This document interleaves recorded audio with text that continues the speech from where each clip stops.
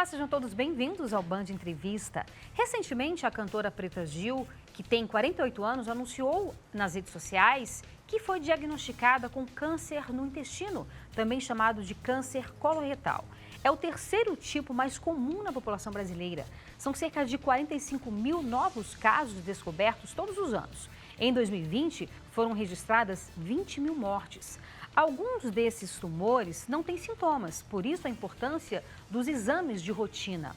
Outros podem dar sinais como sangue nas fezes, alteração nos hábitos intestinais, cólica, sensação de fraqueza ou perda de peso. E para falar sobre esse assunto, a gente conversa agora com o médico cirurgião geral e proctologista, Dr.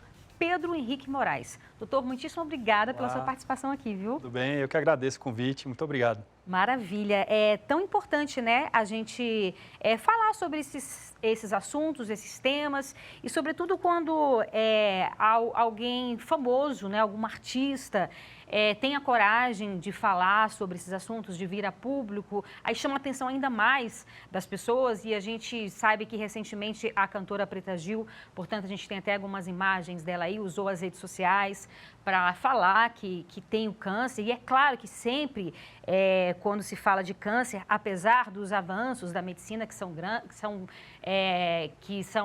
incalculáveis, né? Aí a gente tem as imagens dela, mas sempre é um diagnóstico bastante complicado e até doloroso, né, doutor? É difícil receber esse diagnóstico, né? O principal do câncer coloretal é que é um tumor totalmente prevenível e quando descoberto na fase inicial, a taxa de cura é altíssima, diferente de outros tipos de tumores. Até por isso que foi criado um sistema de rastreio com colonoscopia para todas as pessoas que têm mais de 45 anos, sendo homens, mulheres, independentemente da região em que elas habitam. Fazendo a colonoscopia aos 45 anos, a cada 5 anos, é possível encontrar os pólipos, que são as lesões precursoras dos tumores, retirá-los e evitar que algum dia você venha a ter um câncer. Então, um exame formidável. Então, os pólipos, não necessariamente, mas eles podem vir a se tornarem cânceres, é isso? Sim. Existem tumores também que aparecem sem essa lesão precursora que é o pólipo, mas a maioria deles vem de um pólipo. Quando nós encontramos os pólipos e os retiramos durante a própria colonoscopia, a gente evita o aparecimento do câncer coloretal. No momento em que a gente encontra um câncer de intestino em sua fase mais inicial, né, antes mesmo deles apresentarem qualquer tipo de sintoma, nós conseguimos fazer um tratamento curativo na maioria das vezes. Algumas vezes com cirurgia. Cirurgia pode ser por videolaparoscopia, pode ser por cirurgia robótica. Hoje em Brasília nós temos 6 robôs cirúrgicos da 20 para fazer esse tratamento. Outros casos precisam avançar para quimioterapia e imunoterapia.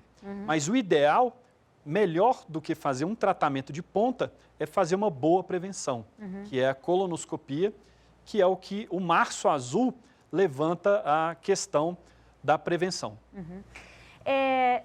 Existem pessoas, quer dizer, claro, né, a maioria, o senhor é especialista, o senhor é médico, queria que você explicasse um pouco sobre a videolaparoscopia, que você, inclusive, é especialista, né, sobre isso. Sim. Como é que é essa cirurgia?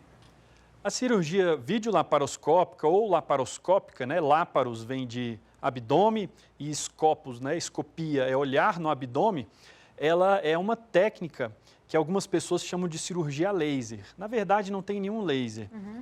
São feitas pequenas incisões, são 4 ou 5 furinhos de aproximadamente 1 centímetro ou menos no abdômen.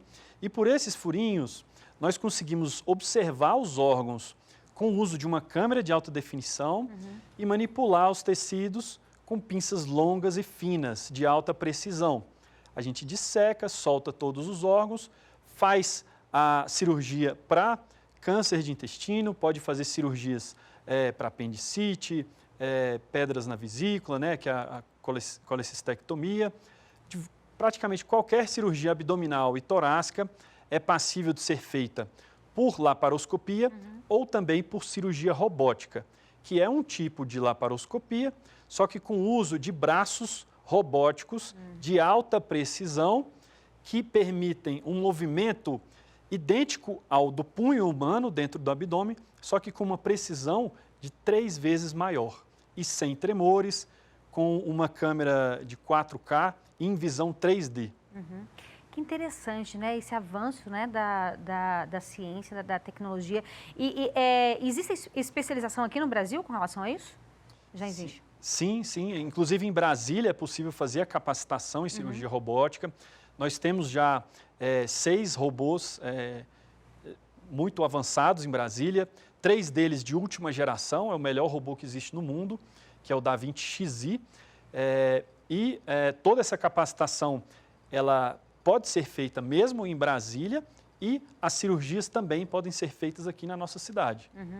Agora, vou fazer uma pergunta que, enfim, existe um abismo que a gente sabe, né, entre a rede pública e a rede particular. Com certeza. A rede pública não tem esse tipo de cirurgia ou tem? A cirurgia robótica ainda não chegou na rede pública. A cirurgia laparoscópica chegou, ela se tornou praticamente universal na rede pública há quase 10 anos já, mais ou menos 10 anos. O grande problema não é ter a torre de laparoscopia com a câmera e as pinças. Isso aí a gente tem em praticamente todos os centros cirúrgicos, públicos ou privados do Distrito Federal. Um grande desafio é o treinamento dos profissionais e também a manutenção desses materiais. Muitas vezes os materiais são comprados, mas não é feito um contrato a longo prazo de manutenção. E esses materiais, por serem muito delicados, qualquer falha pequena pode comprometer o procedimento, né? E quanto menos recurso tecnológico um local tem, um serviço de saúde, maior deve ser o treinamento daquele cirurgião. Quanto mais bem treinado, você consegue fazer cirurgias mais complexas com menos material. Que é uma pena, né? Porque, assim, para o paciente é um avanço muito grande, né? No sentido em todos os sentidos, né? De recuperação, enfim, de tudo, né? Tanto a cirurgia laparoscópica quanto a robótica, elas permitem uma recuperação muito mais rápida, por volta de 3 a 5 vezes mais rápida. Por exemplo, para a cirurgia de câncer de intestino, o tempo médio para a alta do paciente após uma cirurgia robótica ou laparoscópica é de 3 dias. Esse período para uma cirurgia aberta, uma cirurgia convencional, é de 5 a 7 dias. Isso gera um custo maior para o sistema. Sim, claro. Então, essas tecnologias, elas geram uma economia. Já a cirurgia robótica em si, ela ainda não é uma técnica totalmente custo-efetiva. Como todos os materiais são importados, as pinças são descartáveis, ela ainda, mesmo com os ganhos secundários ao paciente e ao sistema de saúde, ela ainda sai mais cara. Talvez por isso essa tecnologia ainda não chegou em Brasília. Um hospital que faz muita cirurgia para câncer de intestino por videolaparoscopia é o Hospital Universitário de Brasília. Lá, praticamente toda semana, são feitas de 2 a 4 cirurgias desse tipo. Que bacana.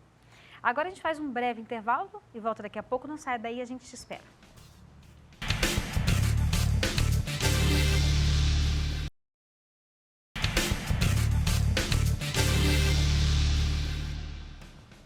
Estamos de volta com o Band Entrevista, hoje falando sobre o câncer de intestino que atingiu a cantora Preta Gil. O nosso entrevistado é o médico cirurgião geral e proctologista, doutor Pedro Henrique Moraes. Olá. Doutor, a gente está falando de um câncer que aqui no Distrito Federal atinge cerca de 700 mil pessoas? 700 pessoas por ano. Desculpa, 700 pessoas por ano. Isso. E 20 mil mortes em todo o Brasil, não é isso? Todo o Brasil, então, são 20 mil mortes anuais. É um número bastante considerável, né? Sim. É possível evitar esse tipo de câncer? Com certeza, tá? Eu vejo que essas 20 mil mortes que acontecem por ano, elas acontecem mais por desinformação do que por um problema de saúde em si. Como o câncer coloretal é um câncer totalmente prevenível, seria possível a gente ter um número muito mais baixo do que esse se nós fizéssemos fortes campanhas para conscientização e prevenção do câncer coloretal. Uma boa estratégia seria que cada paciente com mais de 45 anos buscasse um coloproctologista. Da mesma forma que os homens, de forma geral, já sabem do Novembro Azul, eles buscam um urologista. Ou deveriam buscar, né? Deveriam buscar, com certeza. As mulheres já têm uma consciência muito sedimentada a respeito da prevenção do câncer de mama, que inclusive é o mais comum no Brasil, sobre o câncer de colo de útero. Então, já é uma tradição acompanhar com esses profissionais. Então, a gente tem que criar a cultura de ter uma proximidade, de ter um coloproctologista para chamar de seu, assim como você tem outros médicos que lhe acompanham. Esse coloproctologista, ele vai te aconselhar a respeito da prevenção. Então, se tem uma mensagem que a gente vai passar nessa entrevista, a principal delas é: cada pessoa do Brasil, sendo homem ou mulher, deve fazer uma colonoscopia a partir dos 45 anos, a cada 5 anos, até chegar aos 75. Tá? Fazendo isso, a gente consegue diminuir muito a taxa de câncer coloretal e principalmente a taxa de mortes. Porque esse câncer, se descoberto no início, bem no inicinho, nós conseguimos tratar e curar mais de 90% dos pacientes. Nossa! Tá? Dependendo do estádio da doença, essa taxa de cura chega a quase 100%. Então, vamos dizer assim, é uma questão muito urgente, que todo mundo tem essa informação. Com certeza. E quando a gente está falando de cura, a gente está falando também de qualidade de vida. Com certeza. Né?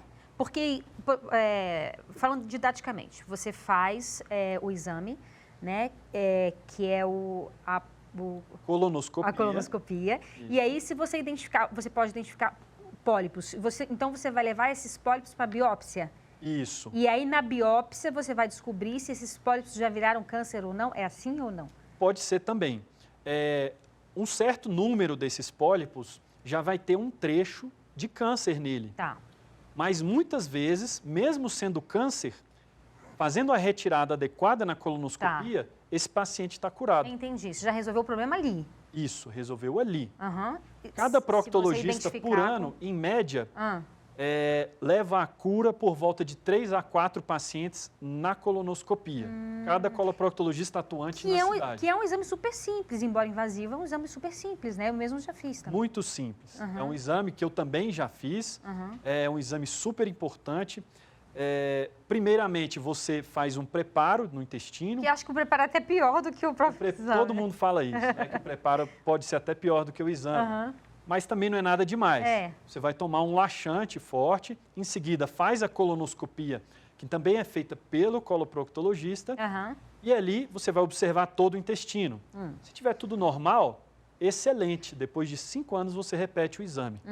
Uma coisa também que é importante ressaltar é que as pessoas que têm algum familiar que já teve o câncer de intestino, normalmente podem ter um risco um pouco maior de ter esse câncer. E por isso, muitas vezes tem que ter o seu tempo de realização da colonoscopia individualizado. Vou dar um exemplo. Se o meu pai tivesse tido câncer no intestino aos 45 anos, eu deveria fazer a minha primeira colonoscopia aos 35, 10 anos antes. Então, a colonoscopia, ela age como se fosse uma ação que vai atuar no problema antes que ele aconteça. Imagina que você tem um gramado e eu vá destruir todas as sementinhas de tiririca antes mesmo do primeiro raminho aparecer naquele campo de futebol. Ou, um exemplo, minha mulher odeia barata. Se eu fosse criar um método de destruir todos os ovinhos de barata para eu não precisar nunca levantar um chinelo para matar uma barata dentro de casa. Seria mais ou menos isso. Eu vou atuar evitando que o problema apareça algum dia na vida daquela pessoa. Entendi. E quando você fala de parentes, né, depende do grau de parentesco ou não necessariamente? Sim, principalmente parentes de primeiro grau. Pai, mãe, avô, avó, irmãos ou irmãs. Tá, entendi. Fatores externos. Quais os fatores externos que podem contribuir, que podem evitar também esse tipo de câncer? Praticamente tudo que faz bem para a saúde, que é uma orientação geral de boa saúde, serve também para o câncer coloretal. A gente tem alguns detalhes. Então, para prevenir o câncer de intestino, a gente deve praticar atividade física, a gente deve controlar o peso, a obesidade é um fator de risco forte, evitar alguns alimentos ultraprocessados, como salsichas, carnes processadas, presunto, hambúrgueres, nuggets, tudo que tem fast food praticamente. E também aumentar o consumo de outros alimentos, como saladas, legumes, fibras, ingesta de água. Tudo isso vai ajudar na prevenção do câncer coloretal. Certo.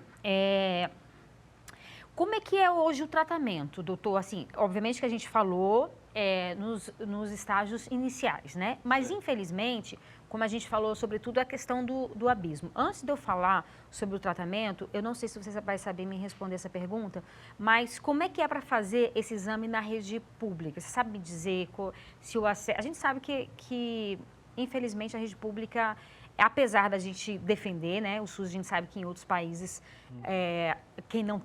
outros países que não têm um sistema único de saúde, a situação é precária. Os Estados Unidos mesmo é uma situação que a pessoa, se não tiver nenhum plano de saúde, volta para casa com o pé quebrado, né? Não tem o que fazer. É difícil. Mas como é que está isso na rede pública? Assim, o tempo de demora demora muito. Você saberia me dizer para você agendar para fazer um exame como esse? Sim. Primeira coisa é buscar a unidade básica de saúde. Tá? O paciente vai ser atendido.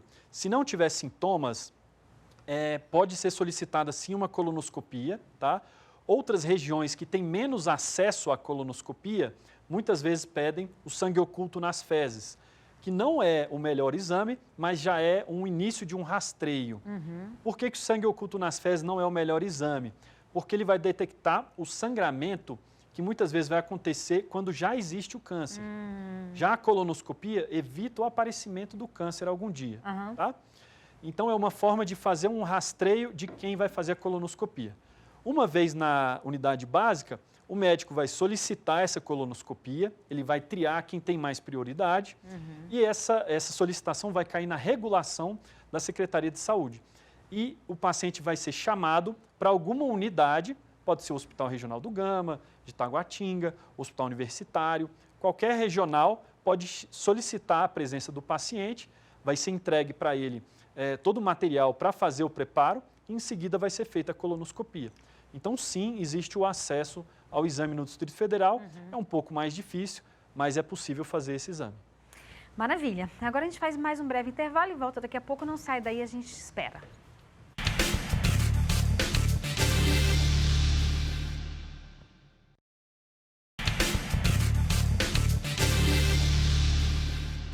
Estamos de volta com o Band Entrevista, hoje falando sobre o câncer de intestino que atingiu a cantora Preta Gil. O nosso entrevistado é o médico cirurgião geral e proctologista, doutor Pedro Henrique Moraes. Olá. Doutor, a gente está falando, obviamente, que o ideal é você detectar toda doença, e sobretudo quando se fala de câncer, né? É você detectar o quanto antes possível, mas...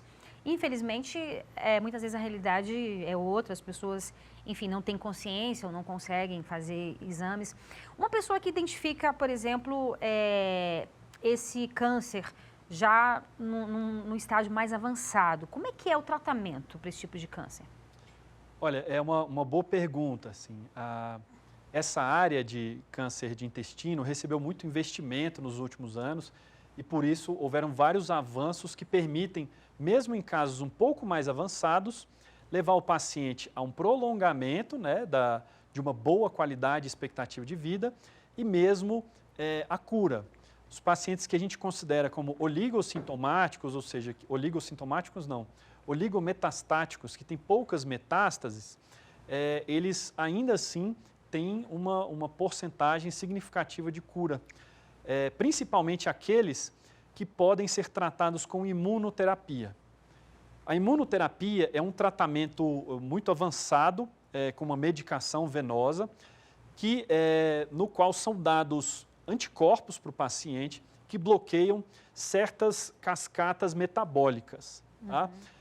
Como, por exemplo, o paciente que tem uma possibilidade de... tem uma instabilidade de microsatélite, que é uma análise no DNA do tumor. Ele recebe a imunoterapia, mesmo tendo a metástase no fígado, é possível fazer o acesso a essa metástase com uma agulha de radioablação, ou seja, você destrói a metástase por uma radiofrequência, em seguida faz a cirurgia, ou antes mesmo, faz a cirurgia por laparoscopia ou robótica para retirada do tumor e depois inicia a quimioterapia e imunoterapia para destruírem todas aquelas outras lesões que são microscópicas, ou seja, as micrometástases. Então, esse paciente, ele inclusive tem chance de cura. Nossa, que interessante. Mesmo com metástase. Mesmo com metástase. E vocês estão com um projeto de construção de um robô, é isso? Como é que é? Exatamente. É uma situação muito interessante aqui no Distrito Federal. Desde 2016, a gente vem trabalhando muito duro em parceria com alguns engenheiros da Universidade de Brasília, outros de uma startup chamada BIP e outros de uma empresa do Rio Grande do Sul, a BioSupply. A gente fez o desenvolvimento de um projeto inicial, que terminou por volta de 2018. Em seguida, a gente fez uma nova captação de verba pela FINEP, né, que é um fundo de amparo à pesquisa. E estamos agora terminando, né, o projeto SARA, que é o Single Arm Robotic Assistant. A gente resolveu botar um nome em inglês para que seja mais ampla, mais universal, já que é um projeto que pode ser de distribuição mundial, que é um robô de braço único para diminuir o custo da cirurgia robótica, fazer um robô que pode ser adequado e custo efetivo, inclusive, para o SUS. Imagina que você está numa cidade do interior e eu tenho somente um cirurgião mais experiente nessa cidade. Se esse cirurgião tiver a possibilidade de, ao mesmo tempo que ele está operando, ele controlar a câmera também por um braço robótico, ele vai conseguir ampliar muito a possibilidade das cirurgias dele. Então, um sistema híbrido que nós estamos criando, inclusive com a possibilidade de assistência remota com outros cirurgiões mais experientes, para que a gente possa gerar um ótimo resultado, um resultado de excelência para os pacientes do SUS e também para a rede privada. Isso é um alívio muito grande, né, doutor? Porque, assim, o que a gente está falando aqui é aquela coisa. Antigamente, muito antigamente, há décadas atrás, quando você recebia o diagnóstico de câncer, era basicamente uma sentença de morte. E isso, hoje em dia, graças a Deus, graças a situações como essa que você está nos explicando, né? A criação desse robô, a tecnologias. Isso é um alento para várias pessoas, né? Que ainda tem um diagnóstico, ainda é muito difícil. A própria Preta Gil mesmo, a gente tem aí as imagens dela, enfim, que é uma coisa muito difícil para todo mundo, mas é um alento para essas pessoas, né? Com certeza. Agora, esse alento começa...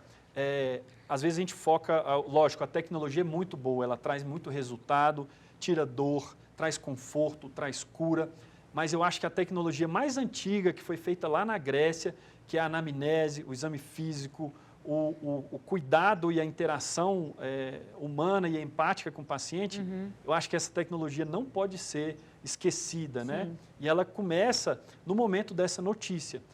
Inclusive, existem técnicas para você dar a notícia de um câncer, por exemplo, o método Spikes, em que você prepara o paciente, dá isso de uma forma empática. A notícia de um câncer não precisa ser uma bomba na vida de uma pessoa. Então, após dar essa notícia de uma forma tranquila, de uma forma acolhedora e de uma forma positiva, inclusive, eu sempre falo para os meus pacientes,